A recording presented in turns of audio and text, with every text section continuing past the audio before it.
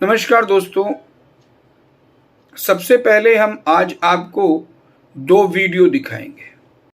हाँ मत या ना मत, काम कराने में कब काम लगा सकते हो? हाँ मत या ना मत। 3 बार कहा गया था, यहाँ तक घूमने थाकने की बात का कोई थी या हम लड़ते पीछे नहीं। मुकदमा लिखाए आप, कल आज लिखाए, अभी लिखाए। अब किस केस में हमें लिखाएंगे कि 4 साल वजह दोगे? आपने लिख कर दिया हमें।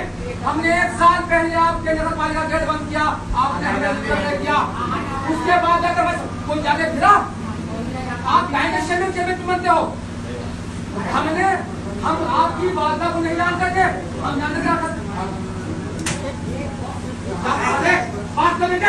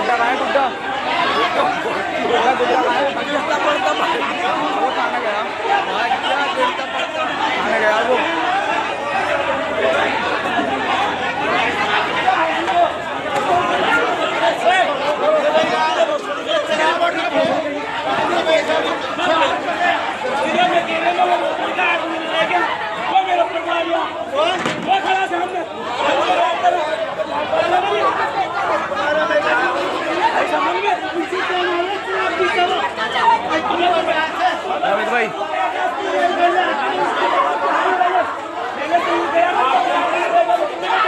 सामने शराब भी रखी है।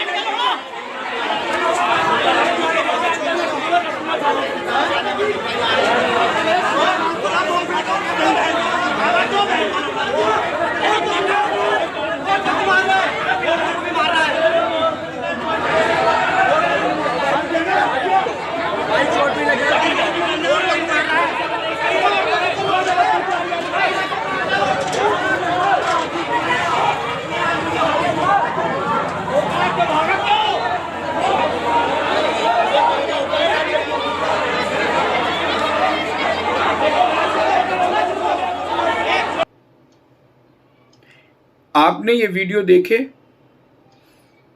इन दोनों वीडियो में से जो पहला वीडियो है उसमें जो शख्स चीख रहा है, हाँ मर्द और ना मर्द की बात कर रहा है, इसका सही नाम हमें मालूम नहीं है, लेकिन इसको गुड्डन कहा जाता है।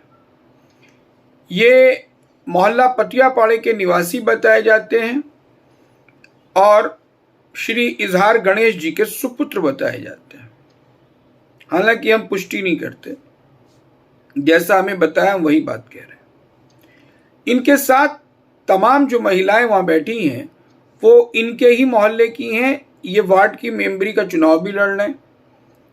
पिछली बार ये मोहम्मद अरशद साहब के चुनाव में बहुत ज़बरदस्त तरीके से साथ थे।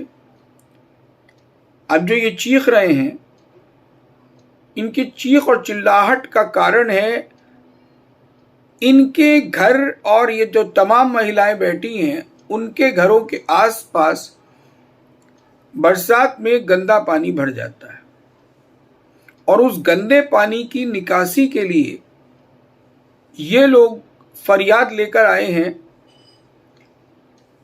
वर्तमान चेयरपर्सन महोदया श्रीमती फहमीदा बेगम के चांदपुर निवास स्थान पर। ये ऑफिस है और जो ये शख्स कुर्सी पर विराजमान हैं दाढ़ी वाले, ये हाजी मोहम्मद अरशद साहब हैं जो वर्तमान चेयरपर्सन श्रीमती फहमीदा बेगम के सुपुत्र हैं। हालांकि हम इसकी भी पुष्टि नहीं करते जैसा कि बताया जा रहा है। अब आपने वीडियो में देखा कि बातचीत करते करते अचानक एक शख्स जो कि वहां बैठे मोहम्मद अरशद साहब से कुछ मुखातिब हुआ तो गुस्से में आकर गुड्डन साहब ने उन पर हाथापाई शुरू कर दी और हाथापाई करने का कारण केवल ये बताया जा रहा है कि वो कुछ कहना चाहता था और गुड्डन साहब को ये पसंद नहीं आया। कुछ लोगों का मानना है कि गुड्डन साहब नशे में थे, हालांकि हम इसकी भी पुष्टि नहीं करते, लेकिन लोगों का मानना। और इस वीडियो में जो दूसरी वीडियो है उसमें एक महिला ये कहती भी सुनाई दे रही है कि शराब का नशा किया हुआ है। हालांकि वो किसके लिए कह रही है ये स्पष्ट नहीं है, बट लोगों का कहना है कि उन्होंने शराब पी हुई थी। अब सच कितना है ये किसी को नहीं मालूम और हम भी इसकी पुष्टि नहीं करते। बहरहाल उसके बाद जो रवैया मोहम्मद अरशद साहब के लोगों का था, उन लोगों का जो मोहम्मद अरशद साहब के पैरोकार हैं और उनके शुभचिंतक हैं, उन्होंने जिस तरीके का रवैया किया और जैसा कि बताया जाता है कि गुड्डन साहब के साथ वहां पर मारपीट हुई और जो उपस्थित महिलाएं थी उनके साथ कथित रूप से धक्का मुक्की की गई।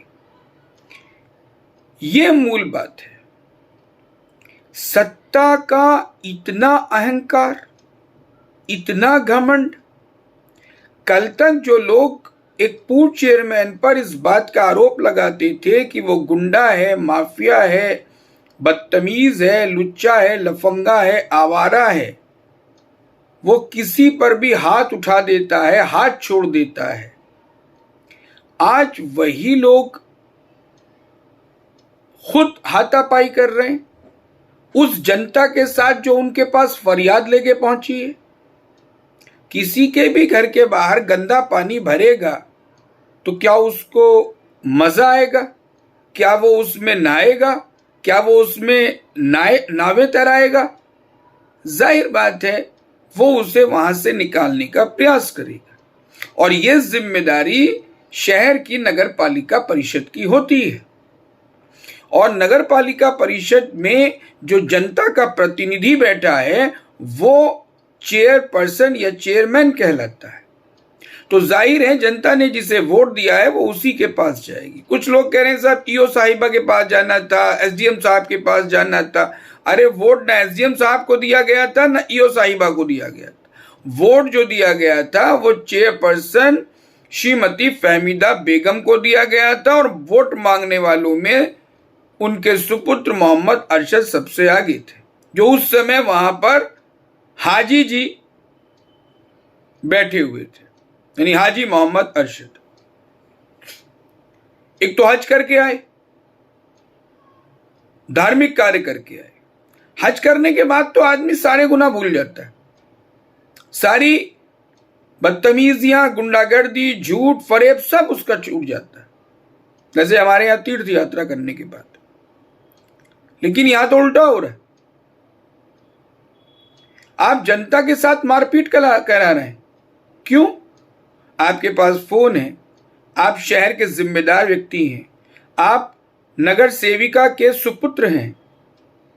यदि आप पुलिस को फोन करते, 112 पे फोन करते, डायरेक्ट कोतवाल साहब को फोन करते, एसपी साहब को फोन करते, डीएसपी साहब को फोन करते, एसडीएम साहब को फोन करते कि साहब मेरे कार्यालय पर कुछ लोग हाथापाई और मारपीट, गाली गलौज कर रहे हैं, आप तुरंत सुरक्षा बल को भेजिए। तो निश्चित सी बात थी कि तुरंत कार्रवाई होती और गुड्डन साहब को पुलिस उठा के ले जाती, या वो तमाम लोग जो वहां पर बदतमीजियां कर रहे थे। दूसरी बात यह है कि शहर ने शपथ दिलवाई थी श्रीमती फहमीदा बेगम को, और श्रीमती फहमीदा बेगम ने तमाम जनसमूह और सक्षम अधिकारियों के समक्ष ये शपथ ली थी कि वो इस शहर की सेवा करेंगी, शहर की जनता की फरियाद को सुनेंगी, उसके दुख दर्द को महसूस करेंगी और उसकी तकलीफों को दूर करने का प्रयास करेंगी। लेकिन वो तो नदारद हैं, उनका तो पता ही नहीं, इद्दत का तो एक समय निकल भी चुका। आप उनके प्रतिनिधि के रूप में बैठे हैं। आप हैं कौन? संवैधानिक रूप से आपकी हैसियत क्या है? या तो अंधी पीस रही और कुत्ते खा रहे। इस शहर में कोई ये पूछने वाला नहीं है कि चेयरपर्सन महोदया कहाँ हैं, जो सही मायने में इस शहर की नगर सेविका हैं। ये मोहम्मद अरशद हैं कौन? उनके तो 4 या शायद 5 पुत्र हैं, सारे के सारे यहां आकर बैठेंगे क्या? 5-5 6-6 ऑफिस खुलेंगे। जनता ने वोट श्रीमती फहमीदा बेगम को दिया था और वहां तमाम महिलाएं उपस्थित थी और महिलाओं की बातचीत, महिलाओं की फरियाद सुनने की सारी जिम्मेदारी श्रीमती फहमीदा बेगम की है। अगर श्रीमती फहमीदा बेगम वहां उपस्थित होती और कोई महिला वहां फरियाद रख रही होती, ना तो वहां शराब और नशे का कोई जिक्र होता और ना ही शायद ये मारपीट होती। महिला अपनी बात महिला से रख के चली आती। लेकिन वहां तो सब कुछ उल्टा पुल्टा चल रहा है, अंधी पीस रही, कुत्ते खा रहे, कोई बोलने वाला नहीं। भारतीय जनता पार्टी की सरकार को बदनाम करने की यह घिनौनी साजिश है। जानबूझ के जनता को भाजपा के खिलाफ भड़काया जा रहा है कि भाजपा कुशासन दिखा रही है। यह समाजवादी पार्टी के चंद लोगों की यह चाल है। यह तो समाजवादी पार्टी के लिए भी अच्छा नहीं है।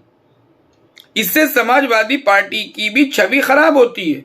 जो पहले से ही डूबी हुई है उसे और डुबाने की तैयारी की जा रही है। यह कौन सा तरीका है? आप कल तक दूसरों को गुंडा बताते थे और आपको लोगों ने शरीफ माना, समझदार माना, बुद्धिजीवी माना और आपको गद्दी सौंप दी। आप खुद गुंडागर्दी नहीं कर रहे, लेकिन गुंडे आपने पाल लिए, आप गुंडागर्दी करा रहे हैं। उस वीडियो में साफ साफ देखा जाता है कि एक शख्स डंडा हाथ में लिए हुए, बताया जाता है ये शख्स भी आपका है। अगर वो शख्स भी आपका है तो उसका मतलब ये पूर्व नियोजित षड्यंत्र था। आप जनता की फरियाद, जनता की दुख तकलीफें दूर करने की बजाय उनकी तकलीफें बढ़ा रहे हैं, उन्हें और तकलीफ दे रहे हैं। हालांकि ये आपका इतिहास है। इससे पहले भी, अब से 5 साल पहले भी आपने एक बड़े मैदान में यही हरकतें की थी। वहां भी कुर्सियां बजी थी, खूब कुर्सी चली थी, जहां पर आप दीवार कूदकर भाग गए थे, ऐसा बताया जाता है। तो क्या ये बार बार दोहराया जाएगा? आपको कानून हाथ में लेने का अधिकार किसने दिया? गुड्डन पिए हुए थे या नहीं पिए हुए थे, वो जिम्मेदार नहीं है, आप जिम्मेदार हैं। आपको कानून का सम्मान करना चाहिए था।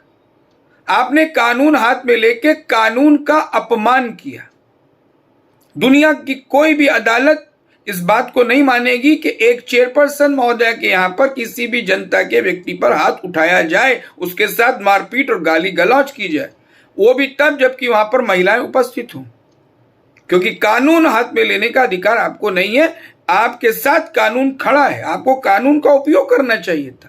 आपको श्री योगी सरकार के नियमों का, श्री योगी सरकार के शासन का, उनके सुशासन का सम्मान रखना चाहिए था। या फिर यह माना जाए कि यह एक पूर्व नियोजित षड्यंत्र था जो शहर में जातिवाद का जहर फैलाने के लिए किया गया, ताकि शहर में यह एक नैरेटिव सेट किया जाए कि साहब इस तरीके से फला बिरादरी के लोग जो हैं वो बैकवर्ड को पसंद नहीं करते, क्योंकि गुड्डन साहब जनरल से आते हैं, शेख बिरादरी से आते हैं। तो आप इस तरह की नैरेटिव सेट करना चाहते हैं, ये जातिवाद का जहर बोना चाहते हैं आप या आपके लोग, कोई भी इसमें शामिल हो सकता है। गलत है ये तरीका। आप शहर के अंदर गंदगी फैला रहे हैं। पिछली सरकारों ने क्या किया, शेरबाज पठान ने क्या किया, इलियास अंजुम ने क्या किया, नसीमुद्दीन बादशाह ने क्या किया, ये मायने नहीं रखता। जनता ने आज आपको बिठा रखा, सवाल आपसे होंगे। आप उनकी गलतियों को सुधारने के लिए ही तो चुने गए हैं। आप उनकी गलतियों को दोहराने के लिए नहीं बिठाए गए थे, इसलिए बिठाए गए थे कि आप उनकी गलतियों को सुधारने का प्रयास करेंगे। आप इसलिए बिठाए गए थे कि शहर से गुंडागर्दी खत्म होगी, शहर में जो मारपीट हुआ करती थी वो नहीं रहेगी, जिसकी बात आप खुद किया करते थे। अगर आप भी वही सब कुछ कर रहे हैं तो फिर पहले में और आप में क्या अंतर रह गया? जो पहले के लोग थे और आप आज आप बैठे हैं, उसमें अंतर क्या रहा? कुछ भी नहीं। अगर पिटना ही है तो फिर लोग अपने से न पिटें, बाहर वालों से क्यों पिटेंगे? अगर पिटना ही है तो जनता पिटने के लिए नहीं बैठी है। जनता तो आपको अपना रहनुमा मान के चलती है।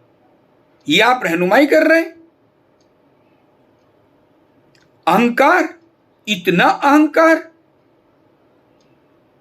अहंकार तो रावण का नहीं रहा, कंस का नहीं रहा, फिरौन का नहीं रहा, फिर आप क्या चीज है साहब? आप तो कुछ भी नहीं। आप तो ऐसे लोगों के पैरों की धूल भी नहीं है। गांधी परिवार का अहंकार खत्म हो गया, अखिलेश यादव का अहंकार खत्म हो गया, लालू प्रसाद यादव जो बिहार के एक छत्र राज करते थे उनका अहंकार खत्म हो गया, रामपुर के बेताज बादशाह आजम खां का अहंकार मिट्टी में मिला दिया उस ऊपर वाले ने। तो आप क्या चीज है साहब? आप तो भुनगा भी नहीं है। आप तो आजम खान साहब के पैरों की धूल की चटनी भी नहीं है। और आपको इतना अहंकार, इतना अहंकार कि आप गुंडों से जनता को पिटवा रहे हैं। शर्म आनी चाहिए आपको। कानून है, न्याय व्यवस्था है, सिस्टम है, उसको फॉलो करना चाहिए था आपको। तुरंत पुलिस को कॉल करना चाहिए था और गुड्डन साहब को या वो तमाम लोग जो उपद्रव मचाए थे उठा के जेल भिजवा देना चाहिए था। उनके खिलाफ कानूनी कार्रवाई करानी चाहिए थी, उन पर मुकदमा करना चाहिए था। हम किसी का पक्ष नहीं ले रहे, हमारे लिए दोनों बराबर है, लेकिन हम ये जरूर जानते हैं कि आप जिम्मेदार हैं, गुड्डन जिम्मेदार आदमी नहीं है। इस समय आप संवैधानिक पद पर बैठे हैं, आप जनता के प्रतिनिधि हैं। गुड्डन जनता का प्रतिनिधि नहीं था, आप जनता के प्रतिनिधि हैं। जनता आपसे 1000 बार सवाल करेगी और आपको जवाब देना पड़ेगा। ईओ या एसडीएम वो सरकार के प्रतिनिधि हैं, वो सरकार के प्रति जवाबदेह हैं और आप जनता के प्रति जवाबदेह हैं। आप अपनी जिम्मेदारियों से नहीं भाग सकते। आप इस शहर के अंदर जातिवाद का जहर नहीं फैला सकते, आप इस शहर के अंदर गुंडागर्दी नहीं कर सकते। तो क्या इसका मतलब कल को आपके गुंडे सड़कों पर लोगों को मारेंगे? जो भी आवाज उठाएगा उसकी इसी तरह से पिटाई होगी, वो इसी तरह से धक्के देके निकाला जाएगा, महिलाओं का इसी प्रकार से अपमान होगा। आपकी माताश्री तो स्वयं एक महिला है, आपको तो महिलाओं को ज्यादा सम्मान करना चाहिए था इस बहाने, लेकिन आपने नहीं किया। ये जो कुछ भी हुआ बेहद शर्मनाक है और इस पर आपको बयान देना चाहिए, खेद प्रकट करना चाहिए और श्रीमती फहमीदा बेगम को भी इस पर माफी मांगनी चाहिए और उन तमाम गुंडों के साथ उन तमाम उपद्रवियों के खिलाफ सख्त से सख्त कार्रवाई होनी चाहिए जिन लोगों ने यह सब किया, चाहे वो आपकी तरफ के लोग हों चाहे वो दूसरी तरफ के लोग।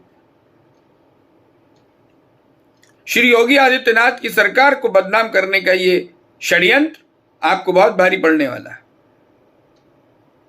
हमें आशा है और आप जैसे बुद्धिजीवी समझदार व्यक्ति से यह अपेक्षा भी है कि आप समस्त कार्रवाइयां कानूनी दायरे में रहकर करेंगे, संविधान को मानते हुए चलेंगे और जनता की दुख दर्द को समझने का प्रयास करेंगे और जहां तक हो सकेगा उन्हें दूर करने की भी कोशिश करेंगे। अन्यथा जो हश्र फिरौन का हुआ, रावण का हुआ, कंस का हुआ, दुर्योधन का हुआ, वो आपका भी हो सकता है। जय हिंद।